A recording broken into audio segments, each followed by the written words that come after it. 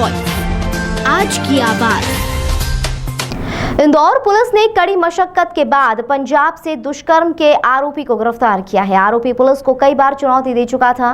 Police ने आरोपी पर 10,000 रुपए का इनाम तक घोषित कर दिया था, लेकिन इसके बावजूद आरोपी अपनी लोकेशन बदलकर पुलिस को चकमा दे रहा था, जिसे गिरफ्तार कर पूछताछ की जा रही है। दरअसल राऊ पुलिस को पीएससी की छात्रा ने शिकायत दर्ज कराई थी कि पीएससी की तैयारी के दौरान उसकी दोस्ती आरोपी प्रिंस राजपूत निवासी मिर्जापुर से हुई थी। आरोपी ने पीड़िता को झांसा देकर किराए के कमरे में शादी का वादा कर रखा और कई बार जबरदस्ती दुष्कर्म की वारदात को अंजाम दिया। पीड़िता की शिकायत पर पुलिस ने केस दर्ज कर आरोपी की तलाश शुरू कर दी थी, लेकिन इस दौरान आरोपी पुलिस की सूचना मिलने पर मौके से फरार हुआ। आरोपी को तलाशने के लिए पुलिस उसके घर उत्तर प्रदेश तक पहुंची, लेकिन आरोपी के परिवार ने आरोपी को वहां से भी भगा दिया था। आरोपी के परिवार राजनीतिक दबाव बनाकर पुलिस के शिकंजे से आरोपी को बचाने का प्रयास करते रहे। आरोपी और उसके परिवार ने पुलिस को चैलेंज तक कर दिया, उसके बाद पुलिस ने आरोपी के खिलाफ 10,000 रुपए का इनाम घोषित किया था। आरोपी की गिरफ्तारी के लिए पुलिस ने तकनीकी मदद लेना शुरू की, जिसके बाद पुलिस को सूचना मिली थी कि आरोपी पंजाब के डेरा बस्ती गुलाबगढ़ में अपनी पहचान छुपाकर घूम रहा है। पुलिस ने 5 दिन तक वहीं डेरा डाला और आरोपी को गिरफ्तार किया है। फिलहाल आरोपी से पुलिस पूछताछ कर रही है।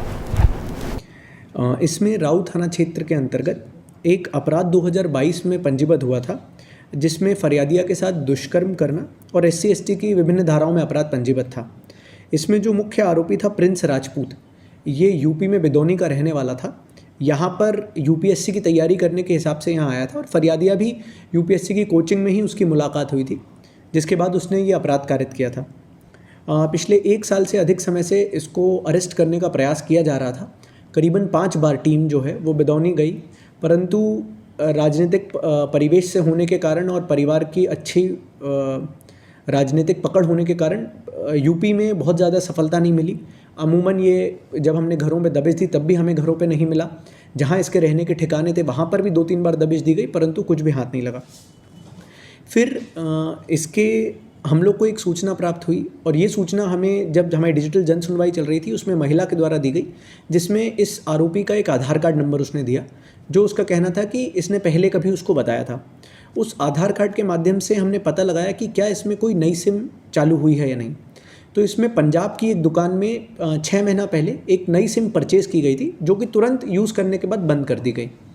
उस सिम की दुकान पर जब पुलिस की टीम पहुंची तो वहां पर नई सिम खरीदने के बहाने से हमने उनसे जब पूछताछ की, बातचीत की, तो उसके बाद वहां से पता चला कि 6 महीना पहले जो संदेही या आरोपी था हमारे केस में, उसके द्वारा एक सिम परचेज़ की गई थी, परंतु उसके बाद से उसमें कोई एक्टिविटी नहीं हुई।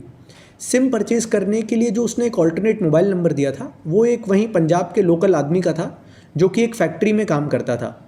उस फैक्ट्री में जाके जब हमने नौकरी के लिए, क्योंकि हम नहीं चाहते थे कि संदेही को शक हो कि पुलिस उसकी तस्दीक कर रही है, तो उस फैक्ट्री में हमारी टीम ने जाके नौकरी के लिए प्रयास किया और ये प्रयास किया कि उनको भी नौकरी मिल सके। तो वहाँ पर जब देखा गया तो उस समय संदेही नहीं मिला, पर संदेही का जो दोस्त था उसके माध्यम से एक ऑल्टरनेट नंबर मिला, जो कि उस समय यूपी बनारस के आसपास चल रहा था। तो पुलिस टीम ने वहीं पर वेट किया, उस पूरे एरिया की रेकी करी। रेकी करने के बाद ये निश्चित कर लिया कि अगर संदेही आएगा तो किस किस क्षेत्र में हो सकता है।